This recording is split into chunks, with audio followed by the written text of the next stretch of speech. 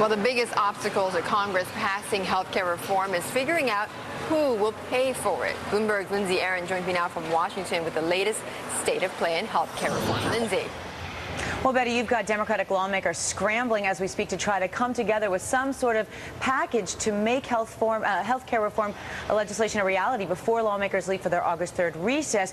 The latest proposal to gain some traction is the potential for a surtax on high earners. Those are people who are earning $250,000 or more. That represents about 2.4% of all U.S. taxpayers and could potentially, according to some estimates, yield about $375 billion in savings over 10 years.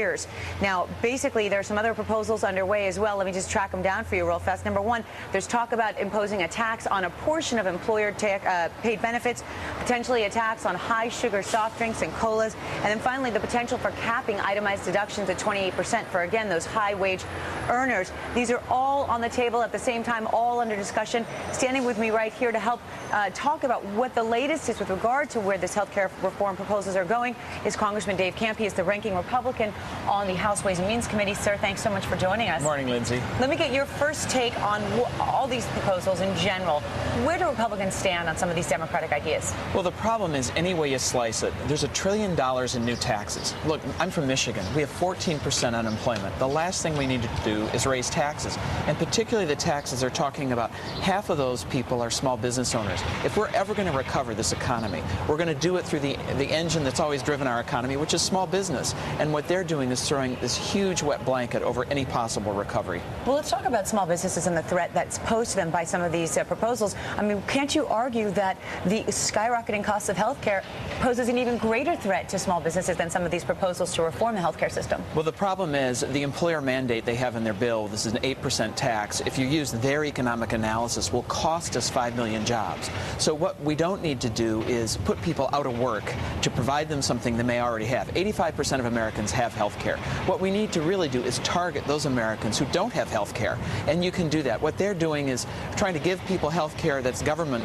run who already have it through the private sector. I think that's a bad formula. Let's take it piece by piece. This latest proposal to gain some traction among Democrats, the surtax on high earners of $250,000 or more, does that even have a remote possibility of passing muster with Republicans?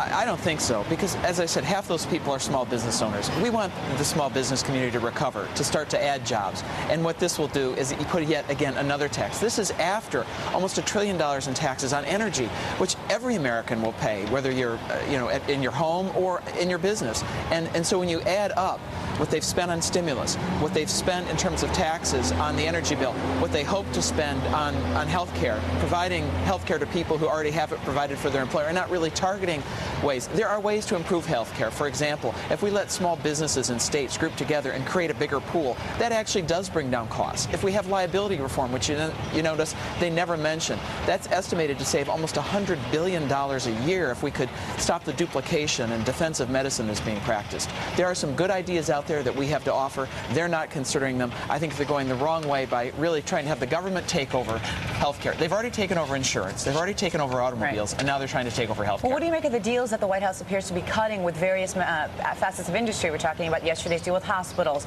other deals with pharmaceutical industries, more deals to come. What do you make of those?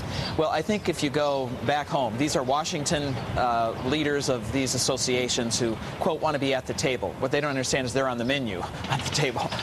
And I think when you go back home and talk to people actually in our states and our districts, they have a very different view of these cost-saving measures. So they're going to cut their deals, but I think we have to look at really what's right for the American people, what's going to help them, what's going to get our economy recovering, what's going to help with health care costs. We need to get the cost out of health care. They don't do that. They actually add to that. Real quick, talking about a potential tax on employer-sponsored benefits, that's something Republicans in the House have seemed to have supported, although a lot of people think this could be very harmful for individual consumers. Real quick, what do you think of that? I don't support that idea. There's a very small minority of people who do. It's still on the table in the Senate. I think to actually tax health benefits really would break the president's promise of if you like what you have, you can keep it. That would absolutely change that dynamic. Finally, end of the day, you think anything will get done by the August 3rd recess? I know you're not a Democrat, but... Well, I think that's an artificial timetable. I think we've got to really try to get it right and not necessarily agree to just some timetable that doesn't mean anything.